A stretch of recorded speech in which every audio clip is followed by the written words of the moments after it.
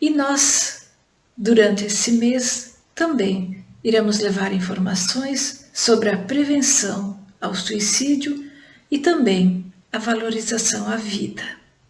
No dia de hoje, nós vamos então falar sobre a ilusão do suicídio e a prevenção, com Ivana Raiski. Vamos acompanhar.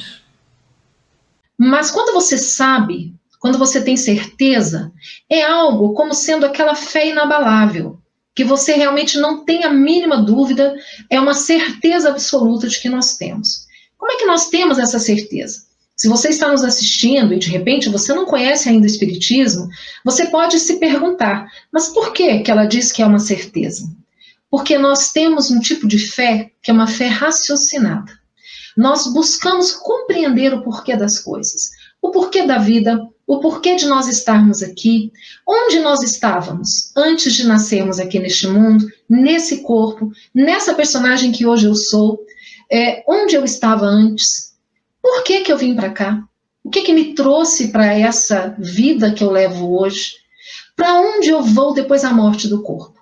Essas são questões que a humanidade sempre se fez e dificilmente encontrávamos respostas que fossem satisfatórias, que realmente nos atendessem àqueles anseios racionais de compreendermos e fazer sentido e ter lógica. E a doutrina espírita ela veio justamente nos trazendo essas informações de uma forma lógica, racional, que você passa pelo crivo da razão e diz assim, faz sentido. Realmente tem tudo a ver. Então, a doutrina espírita, ela nos traz, e é uma doutrina que ela não é personificada em uma única pessoa, porque nós tivemos aí ao longo da história da humanidade 3 grandes revelações. Nós tivemos a primeira grande revelação, que foi com Moisés, quando ele traz os 10 mandamentos. Nós tivemos a segunda grande revelação, que foi trazida por Jesus, que, de acordo com os espíritos, é o espírito mais evoluído que esteve aqui conosco no planeta Terra, é o governador espiritual do nosso planeta, e renasceu aqui, embora não precisasse disso, renasceu por amor, para que pudesse vir nos ensinar sobre a lei de Deus, e não somente nos ensinar com palavras, mas vivenciando, exemplificando a cada dia aquilo que ele dizia. E nós tivemos, então, a terceira grande revelação, que é a doutrina espírita, que diferentemente das outras 2 que foram personificadas, a primeira em Moisés, a segunda em Jesus, a terceira grande revelação, ela é dos espíritos. Então nós tivemos um grande número de espíritos, por intermédio de um grande número de médiuns, que disseram e que trouxeram as notícias do mundo espiritual para nós. Essa doutrina espírita, que é o Consolador prometido por Jesus, porque vocês se recordam que Jesus, ele prometeu que rogaria ao Pai que nos enviasse um Consolador. Esse Consolador, que ele chamou de o Espírito de Verdade, que ficaria conosco e levantaria o véu sobre tudo que ele havia nos ensinado e muito mais.